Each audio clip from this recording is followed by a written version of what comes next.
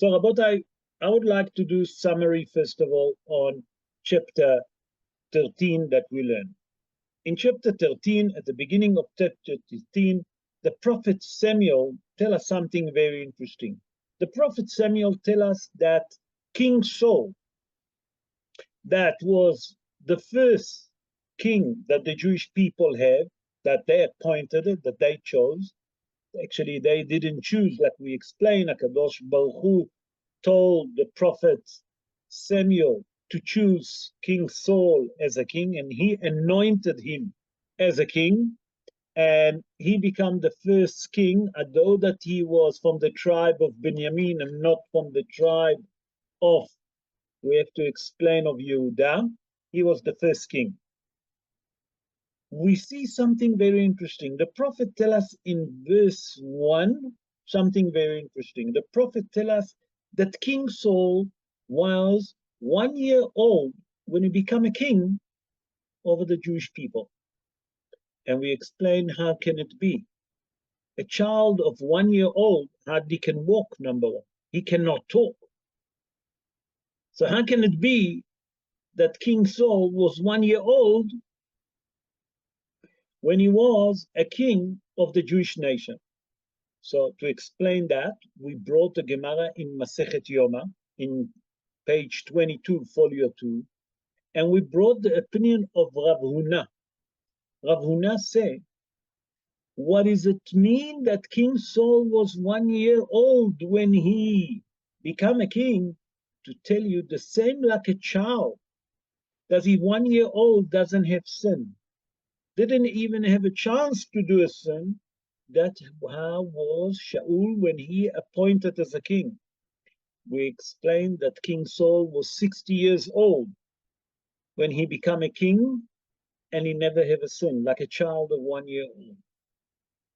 Also, the prophet tells us in that verse that what's going to happen, that a matter of fact, that King Saul going to be a king only for 2 years. That's going to be his kingdom. Also, we explained after that Jonathan, the son of King Saul, decided to kill the governor in his area, okay, without anyone knowing. That means that he never consulted with King Saul. He never spoke to his father about it. He just decided that he had enough from the governor that was in his area, okay, in Givat Binyamin, and he gone and he killed him. The Plishtim, the Philistine, look at that as actually as a rebel, that they're trying to cause a coup, to rebel against them, because the Plishtim at that time was in charge about the entire land of Israel. They was ruling the land of Eretz Israel in that time. They was the ruler in that time. And they look at it, as a matter of fact, as a sign of a war, a sign as a coup, and they decide that they're going to send a great, strong army. And they send it where? To the place that called Michmash. And Azor of Michmash, we explained that it was in the south, actually southeast of Samaria, right above the Jordan Valley. That was Michmash. The Plishtim great army, the strong army, arrived at Michmash, and they have 60,000 chariots. They have 50,000 cavalries, and they have soldiers. That means the infantry that the prophet tells us, Kehol asher al sfatayam, like the sand on a sea. That means the chance that Shaul HaMelech have to win him, it's basically zero. Shaul, when he saw that, at the beginning he got to panic, we explained, but then he picked up himself and he remembered what the prophet told him. The prophet told him, in any time that you're going to be in a dire straight situation, you leave and you go to the Gilgal. And the Gilgal, that way they used to have the altar that they used to sacrifice, because we explained the Bet HaMikdash wasn't built yet. So he gone to the Gilgal, and he remembered that the prophet told him to wait for 7 days. Jonathan have 1,000 men with him, we explained, and King Saul have 2,000 men with him. Together they have 3,000 soldiers, that's all. But as the day goes by, every night 200 soldiers actually decide they can't take it anymore and left. By the 7 days, Shaul HaMelech left with 600 soldiers from 2,000. 14,000 soldiers actually ran away. Just remember, we explained that they actually didn't have an army. It wasn't really an army. It was men that gathered around the King Saul to help him.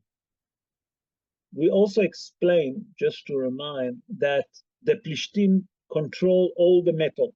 They didn't allow anyone to have metal because they didn't want anyone to make sword, spears, bow and arrow, and etc. that can fight them. So they control all the metal.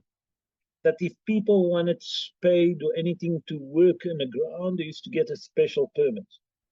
So the only thing that they have with them, it was spade, pick, or some fork that they used to walk the ground, and with that they go into war. Shaul HaMelech arrived at the Gilgal, and by the 7 days that he waiting, he left with 6 soldiers, we say, 600 soldiers. The time going very slow. There's pressure on King Saul from one side, the great army of Plishtim that's gonna attack any minute at Michmash. The other pressure comes from inside the camp of Shaul. The 600 soldiers ask them, please, 7 days already gone, please, the prophet didn't arrive, you sacrifice, you bring the sacrifice on the altar, and let's see what the Almighty gonna tell us. The pressure becomes stronger and stronger until King Saul could not take it anymore, and he decides that he's gonna sacrifice. When he finished to sacrifice the korbanot, who arrived? The prophet Samuel. And prophet Samuel said to King Saul, what did you done? What did you done? I told you, do not sacrifice. Do not to sacrifice, to wait for me to sacrifice the korbanot, and then HaKadosh Baruch Hu will reveal the prophecy to me, and then I can tell you what to do. But now that you done what you done and you sacrificed the korbanot, I cannot help you. I cannot do anything. As a matter of fact, I have no prophecy that I can tell you. What's happened in those difficult times? The prophet Samuel turned around and gone back to Givat Binyamin and killed Saul, left with his 600 soldiers in Gilgal. The prophet tells us that King Saul doesn't lose control in those difficult times. As a matter of fact, he got stronger in his belief in HaKadosh Baruch Hu, that he will see salvation. Not only that he got stronger in his emunah, he actually strengthening his soldier, that everything gonna be okay. We also explained, and with that, I'm gonna do finally the final summary on chapter 13, that the Jewish people was in a different level. None of them complained, none of them say anything about Jonathan that he killed the governor. And we explained that because the Jewish people was in a higher madrega, in a different level, and they understand that what's happening with them, and that Jonathan, the son of Shaul, King Saul, killed the governor, it's all from heaven. That means that that's what HaKadosh Baruch Hu wanted. And they have a munah. They all have a faith in the Almighty. And now we're going to start actually chapter 14. I don't know if the Baal Koreh with us. I'm looking now. He's not with us. Obviously something happened. He was with us and then he disappeared. So let me read it in Hebrew and I'll translate it to English. ויהי היום, ויאמר יונתן בן שאול אל הנער נושא כליו, לך ונעברה אל מוצב הפלישתים, אשר מעבר הלז, ולאביו לא הגיד. In chapter 1, the prophet starts with the word ויהי היום, and it was the day. But the prophet doesn't tell us what was that day. The Zohar HaKadosh in Parashat Pinchas, in Sefer Bamidbar, he explained that wherever it says Vayehi Hayom, and shall be the day, that's referring to Rosh Hashanah. So we learn from here something very interesting. There is opinion that said that it was in Rosh Hashanah when Yonatan, the son of King Saul, said to his carrier, the servant that used to carry his, the boy that used to carry his weapon, the weapon that he have is only a sword. Let's go and cross the valley between us and the Plishtim. And he didn't tell his father. That means that we see from here something very interesting. We see that Yonatan spoke only to his son. He didn't tell anyone else his plan. As a matter of fact, he's going to die for the sake of the Jewish people. Okay, let's see what in verse 2 it tells us. ושאול יושב בקצה הגבעה, תחת הרימון, אשר במגרון, והעם אשר איתו כ-600 איש. Here the prophet described to us something very interesting, that King Saul sitting on the other side of the valley with 600 people and waiting to see how things going to develop with the Plishtim. What's going to happen? He's waiting to see what's going to happen. And then in verse 3, it says something very interesting. Ve'achia ben Achitob. Okay? Achi יכבוד ben Pinchas ben Eli הכהן, אדוני בשלו נושא אפוד והעם לא ידע כי הלך יונתן. What's happening? Here the prophet tells us that there is a new Kohen. We see that until now that was Kohen Ali. After Eli Kohen, for a while, become his son, Hofni and Pinchas. And from Hofni, he have the son of Hofni, who became the son of Pinchas, who he was? Ahia. Ahia was the grandson of Eli Kohen. And he have the ark of the Almighty, and he had the breastplate, that was the Urim and Tumim. And that time, before you go to a war, before you do anything, they used to consult with the Urim and Tumim. That used to tell them to strike, not to strike, to go to a war. HaKadosh Baruch Hu used to light, with special light, the name of the 12 on each letters from the 12 name of the tribes. And according to that, the Kohen can work it out what's hiding behind those lights that flickering. And you know how to read it. In this verse, the prophet tells us something very interesting, that Yonatan does not consult with the king, with the Kohen. And he doesn't tell the king. What does he do? Quietly, him and the boy that served him, that is the carrier, going quietly, peacefully left the camp without anyone knowing. That means that we'll see now what's going to happen. In verse 4, ובין המעברות אשר ביקש יונתן לעבור על מצב פלישתים שנסלה מהעבר מזה, ושנסלה מהעבר מזה, ושם האחד בוץ, ושם השני סנה. השן האחד מצוק צפון מול מכמש, והאחד מנגד מול גבע. What does it mean?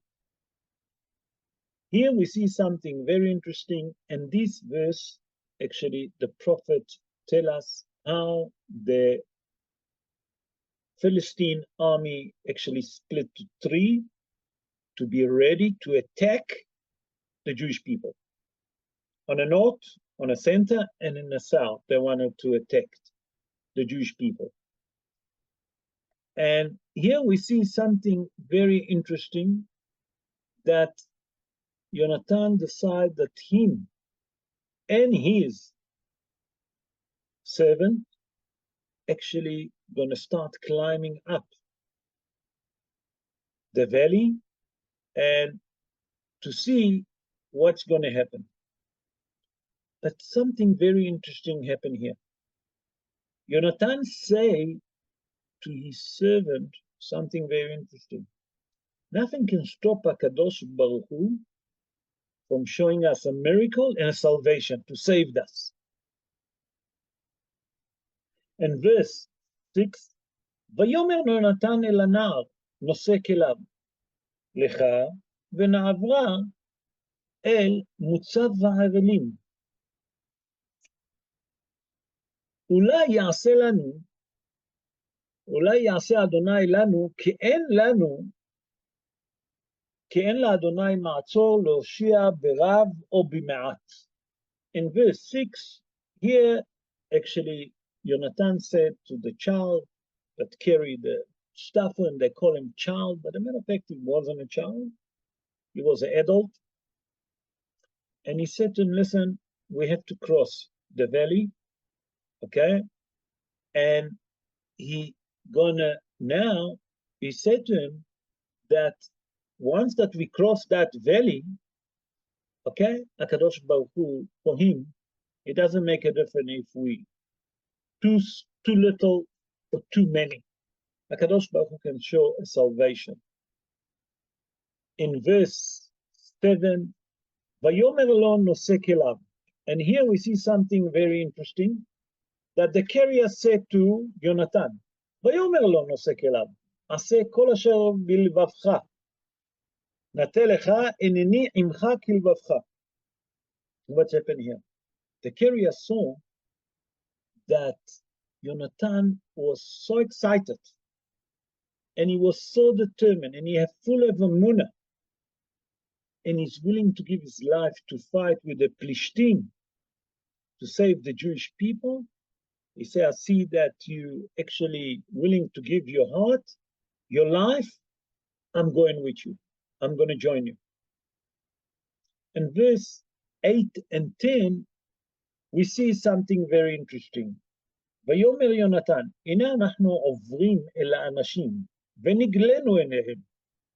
In verse 8, here, Yonatan actually telling a plan that he planning to do, how to see if the Plishtim have a chance to win or to lose. He said, we're going to cross now the valley, and we're going to reveal ourselves to the Plishtim so they can see us. Okay? Once that they see us, let's see what they say to us. אם כה יאמרו אלינו, דימו עד הגיענו אליכם, ועמדנו תחתנו ולא נעלה עליהם. If they're gonna, Plishtim gonna say to us, wait down there, we saw you, we come in to capture you, we actually know that we're not gonna win the war. HaKadosh Baruch Hu doesn't want us to fight with the Plishtim. But if they're going to say to us, in verse 10, Alu elenu, come up to us, okay, up to the mountain. We know that HaKadosh Baruch Hu, a matter of fact, telling us that that is a sign that we go and we're going to win the war. In verse 11, we see that now that the plan is done, what's happening? ויגלו שניהם אל מצב פלישתים, ויאמרו הפלישתים, הנה העבריים יוצאים מן החורים, אשר התחבאו שם. Here we see something very interesting. Now the Plishtim speaking badly about those coward, those Jewish that hide inside the cave, like we explained, hide behind the mountain, behind rocks, hiding inside a pit because they was afraid. Look at them, they're coming out. In verse 12, we see what's happening, that they said to Jonathan and to the servant, they said to him, ויענו אנשי המצבה את יונתן ואת נושא כליו, ויאמרו אלינו, ונודיע אתכם דבר. ויאמר יונתן אל נושא כליו, עלה אחריי, כי נתנם אדוני ביד ישראל. In verse 12,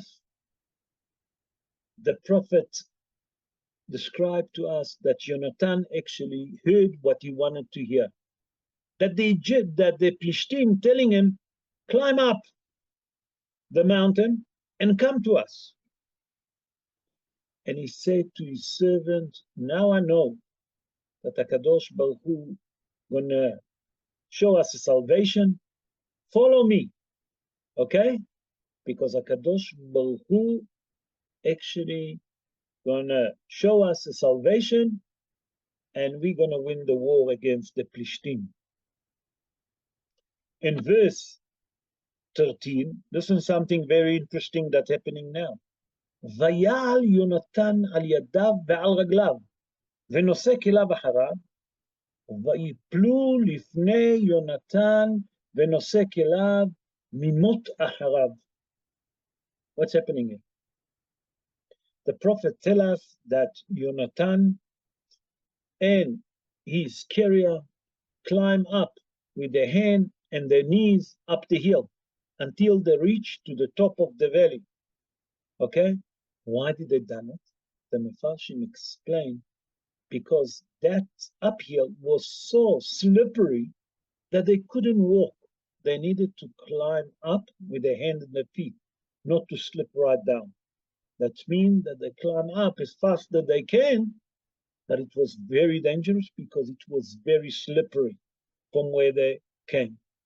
In verse 14, it says something very interesting. ותהי המכה הראשונה אשר היכה יונתן ונושא כליו כ20 איש, כבחצי המענה שמד השדה. What's happening here?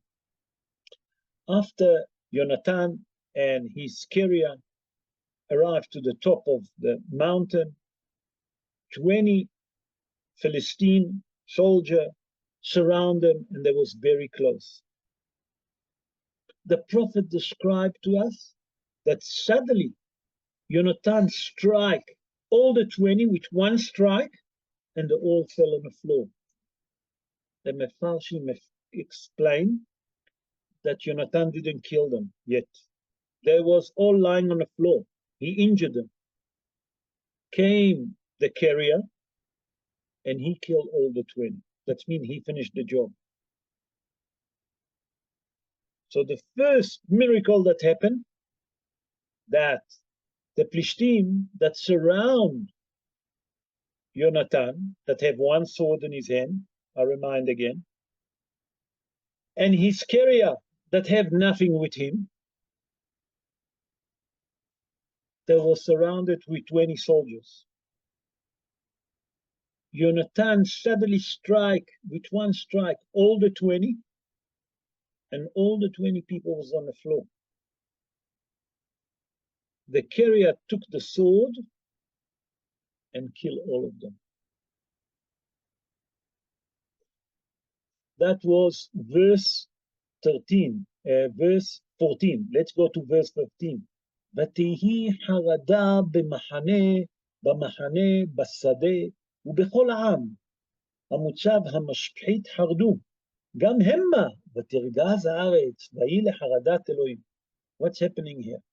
Here the prophet telling us that a miracle happening. That HaKadosh Baruch Hu, he described that HaKadosh Baruch Hu actually done a miracle and a salvation to Jonathan and the carrier. When the Plishtim saw, when those Philistines saw what Jonathan done to 20 people, 20 soldiers, immediately they gone to a depression, kind of a depression and fear and panic. And they start to get frightened, and they got so frightened that the Mefarshim explained that they start fighting once against each other. The Mefarshim explained how can it be. They were so frightened that they didn't realize that the person that's standing next to them, a matter of fact, that's his own soldier. They're from the same army. That means HaKadosh Baruch Hu here showing us a miracle that he caused a fight amongst themselves, amongst the goyim. And they start killing each other. Let's go to verse 16. And in verse 16, we see something very interesting. ויראו הצופים לשאול בגבעת בנימין, והנה ההמון נמוג וילך והלום. The people, the soldier of Shaul that used to watch what's happening and used to give the information, that means they suddenly see that something wrong in a camp of the Plishtim. There is a big havoc. And they see that every few seconds there's more people fighting, and they couldn't work it out what's happened. How can it be that every moment in a camp of the Plishtim opposite them, exactly opposite them, there's a great havoc and people fighting? In verse 17, we see what Shaul said. ויאמר שאול לעם אשר איתו, פקדונה וראו מי הלך מעמנו, ויפקדו, והנה אין יונתן ונושא כליו. In verse 17, the prophet tells us something very interesting. The prophet tells us that King Saul realized that a miracle happening here. He said to the guy that's in charge, the officers that in charge, I want you to count all the people. That means the people that with us, the 600, and those 1,000 that was with Shaul on the other side. I want you to count them. They count everyone. And who's missing, they found out? Jonathan, the son of Shaul, King Saul, and the carrier. Now there is a major problem. What's happening here? Shaul now, King Saul, in a big debate. To join the war or not to join the war? To go to a war, not to go to a war? What is he going to do? The first thing that Shaul do, in verse 18, the prophet tells us, ויאמר שאול לאחיה. Shaul said to the Cohen, okay? הגישה הארון האלוהים, כי היה ארון האלוהים ביום ההוא ובני ישראל. What's happening here? King Saul realized that his son and the boy that's supposed to carry his weapon left the camp without letting him know. That's put him underneath a hell of stress. But he wanted to know, should he go to war or not? The first thing that he decided to do, he's going to ask Ahia Kohen, the grandson of Ali, the son of Pinchas Kohen. What are we going to do?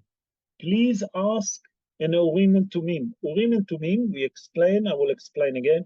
It was the breastplate that the Kohen Gadol used to wear. And on them was different precious stone 12 precious stones with the name of each one of the tribe, the 12th tribe. And he asked him, please ask in the breastplate, should we go to war or not? That was verse 18. Let's see what's happening next.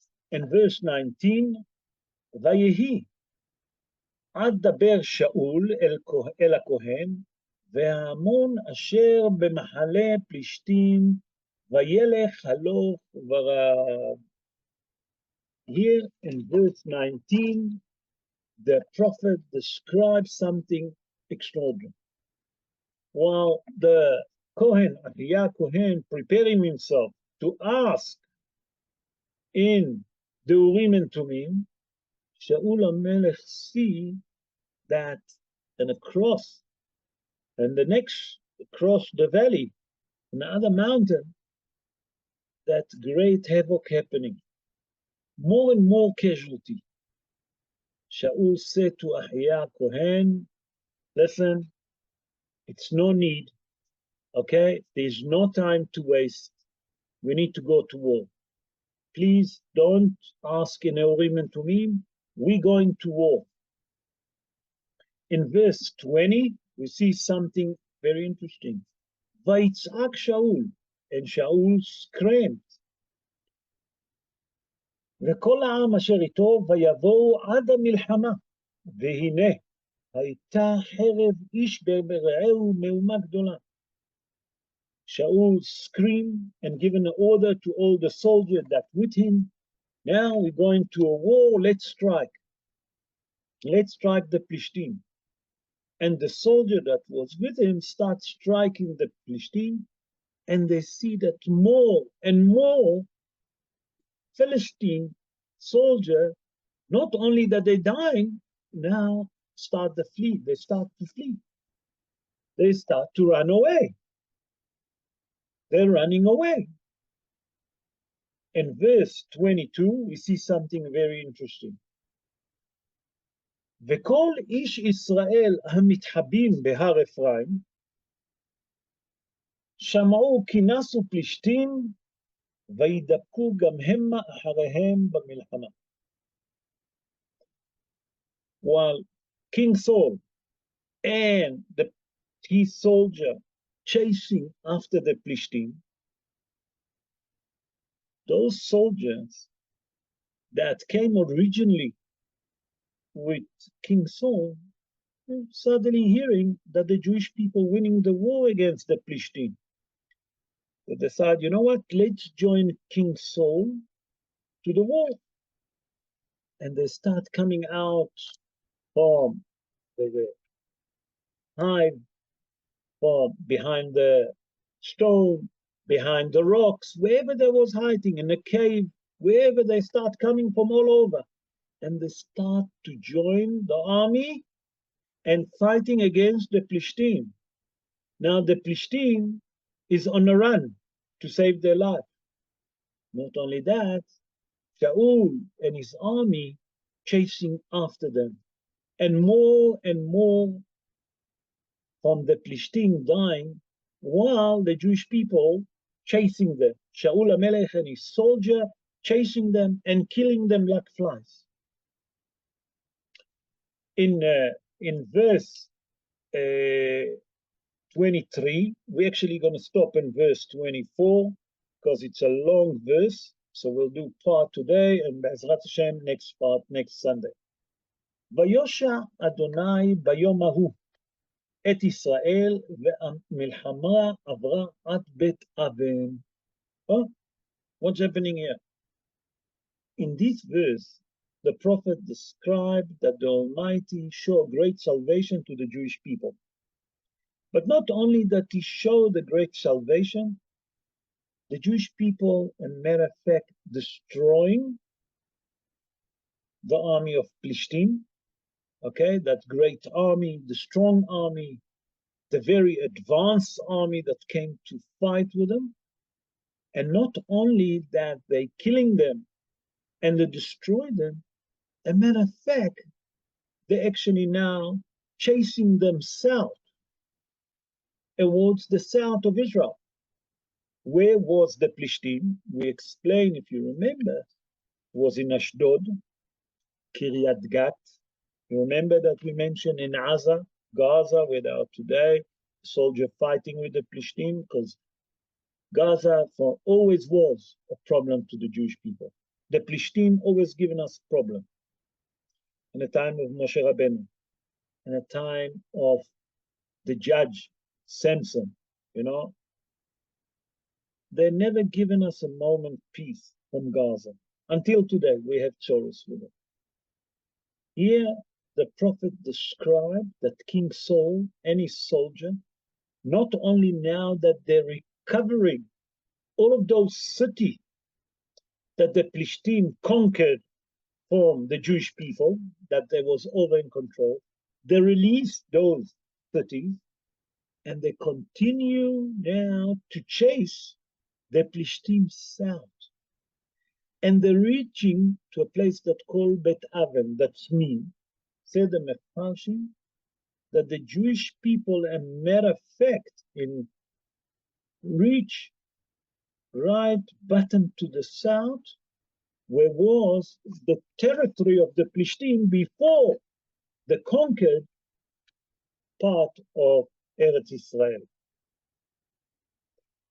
Rabotai, we see here something very, very interesting that I would like to stop here for a second, and I would like to bring a point that maybe it's something for us to take. I don't know, most of you remember 1967, the Six-Day War. In 1967, I was 2 years old,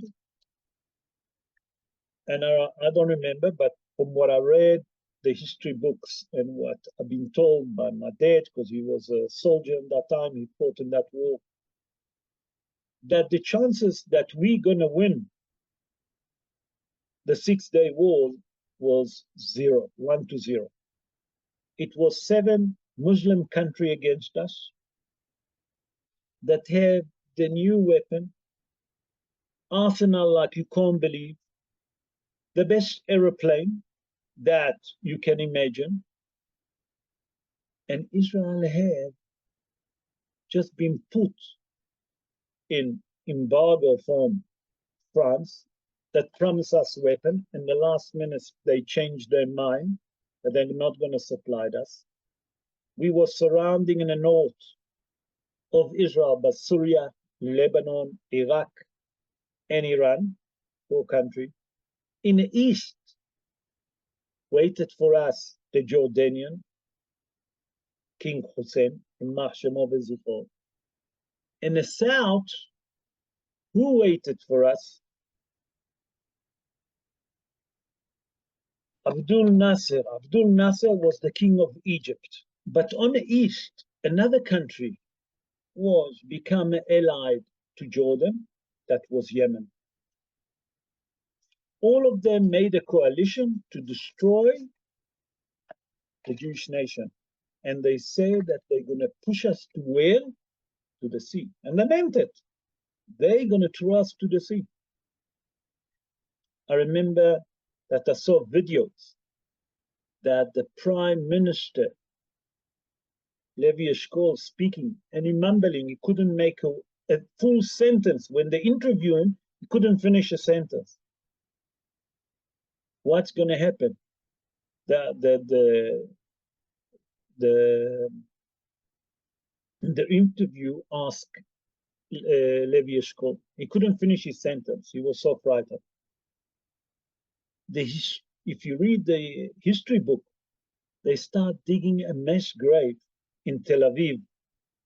In Tel Aviv, they already made at least 6 areas of mass grave. Mass grave, you know what is a mass grave? That means that in Israel, they never even dream that we're going to win. It wasn't not even in a belief that we're going to win. That means that everyone in Eretz Israel believe that the chances that we're going to win those 7 Muslim countries is 1 to, not even 1 to 0, 1 to 10. It was 0%. But Kadosh Baruch Hu was with us. And he showed us the salvation. The Israeli Air Force strike, first thing they strike the airport of Egypt, and they destroy all the MiG, the new MiG that they received from who? From Russia. Russia supported all of those Muslim countries.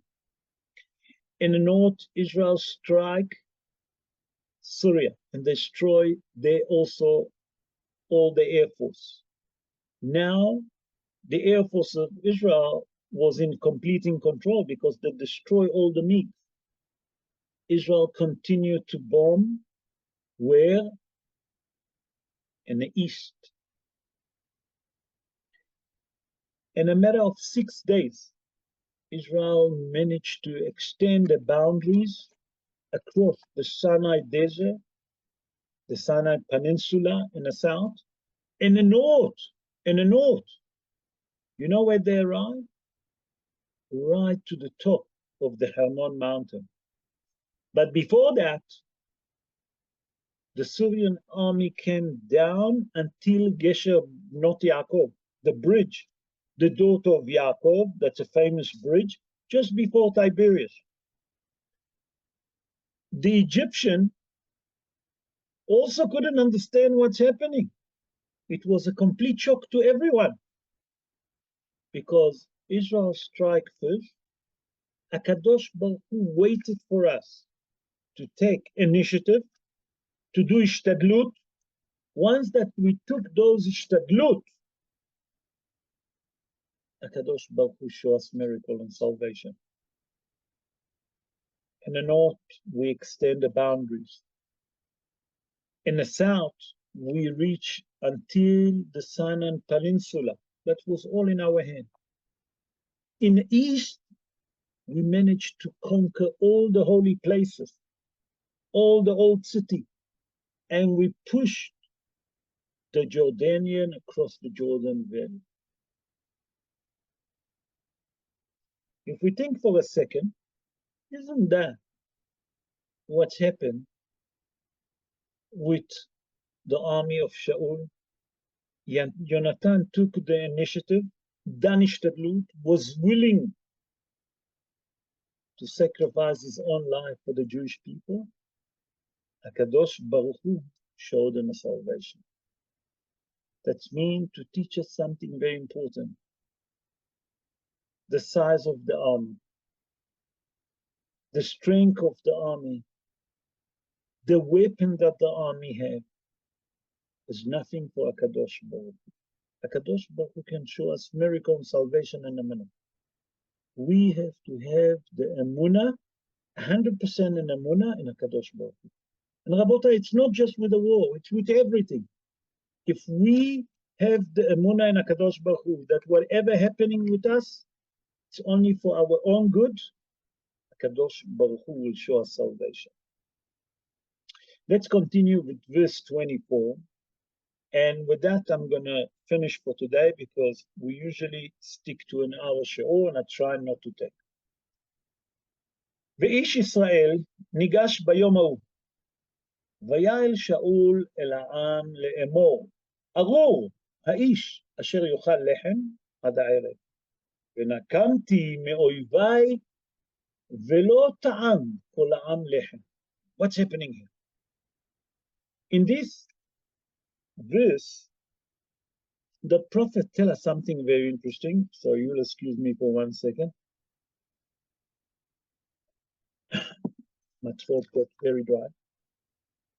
The prophet telling us that King Saul suddenly, in the middle of the war, in the middle of the great victory, in the middle of the great miracle, King Saul suddenly making a statement to all the soldiers. And he commands every soldier not to eat. Every soldier must fast until the evening. No one allowed to eat anything.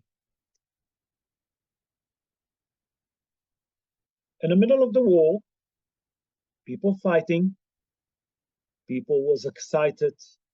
For 7 days, people didn't know what's going to happen.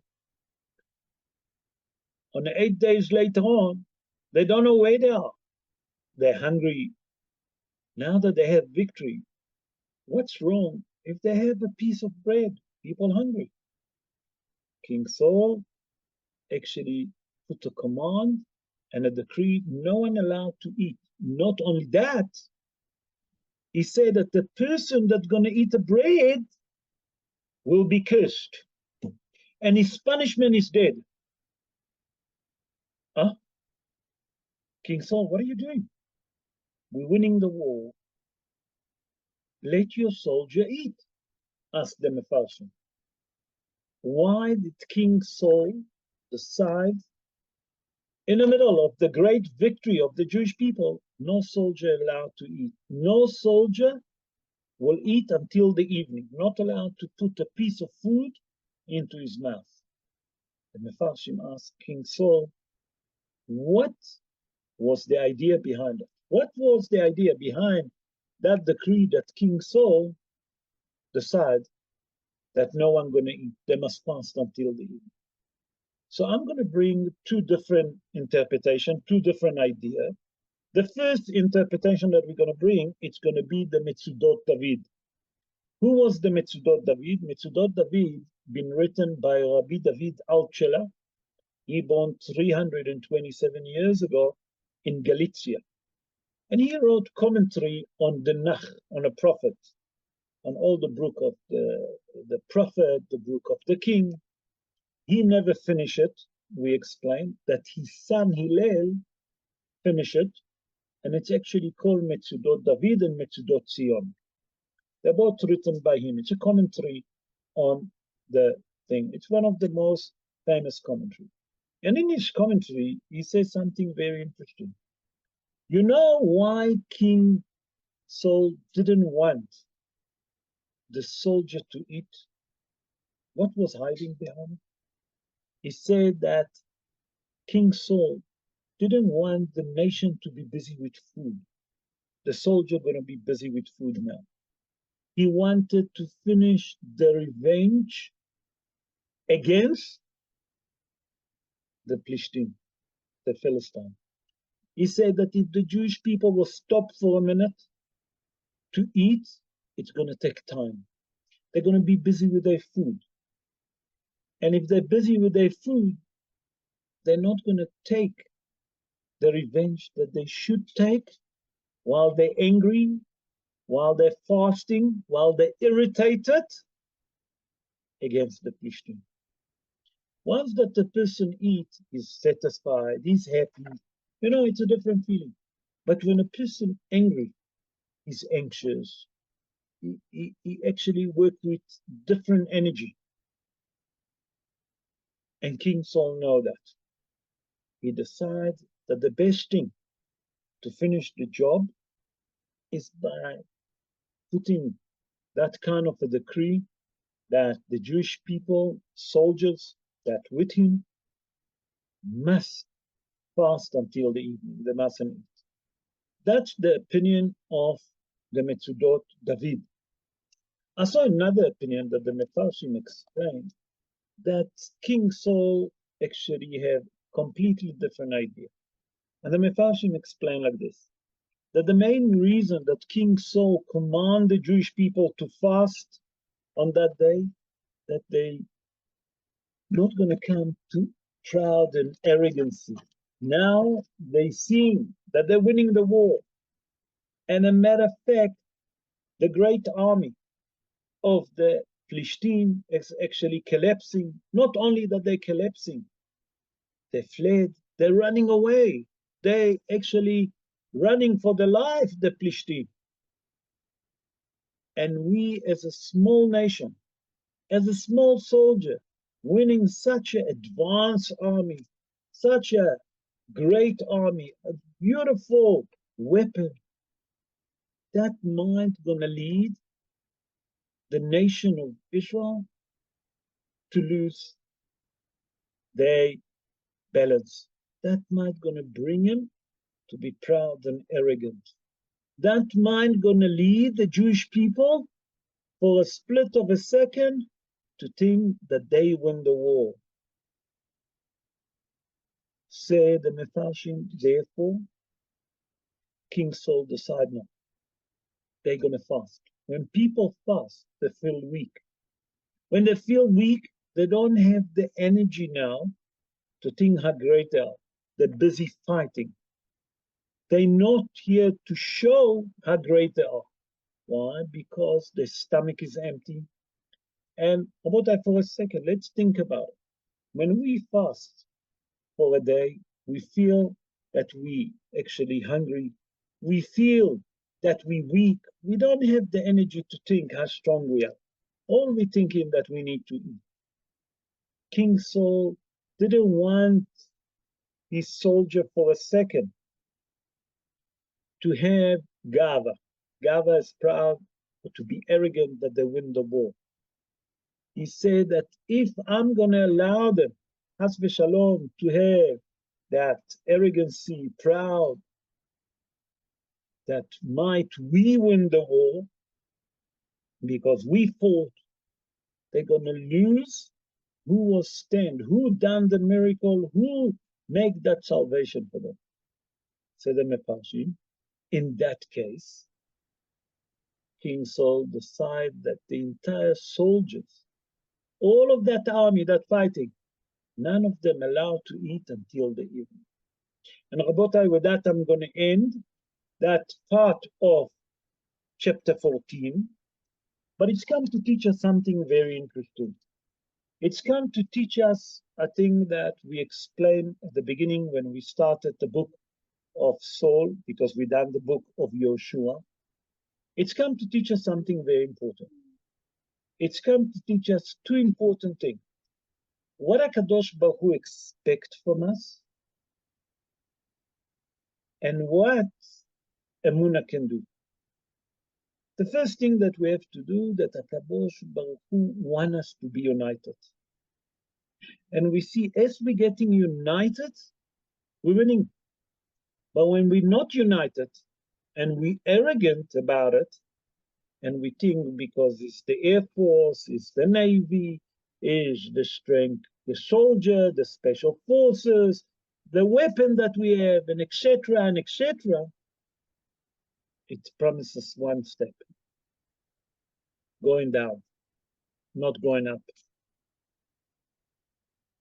That's what Shaul tried to teach us here. The second thing that it's come to teach us is the belief, the emunah that we should have in Almighty. And it doesn't make a difference. Rabbi, on the 7th of October, a year ago, they surprised us. But HaKadosh Baruch Hu have compassion and mercy on us. Because if Has v'Shalom and not the Hezbollah will attack in the same time, I don't want to think what's happened. Because the weapon and the arsenal that they're finding in the north, from what I hear yesterday from a guy that came from Israel to the show on Shabbat, told me it's 10 times, if not 100 times more, what Hamas have done in the south. So we have to have faith in HaKadosh Baruch Hu. Whatever HaKadosh Baruch Hu given us, we have to understand that it's a test. But it's a test for us to challenge, and we have to be focused and to have the emunah that whatever HaKadosh Baruch Hu doing, it's only for good. But we have to have the strength and the emunah to believe. And that's what's happened here. The Prophet described to us that we're looking about 50,000 chariots.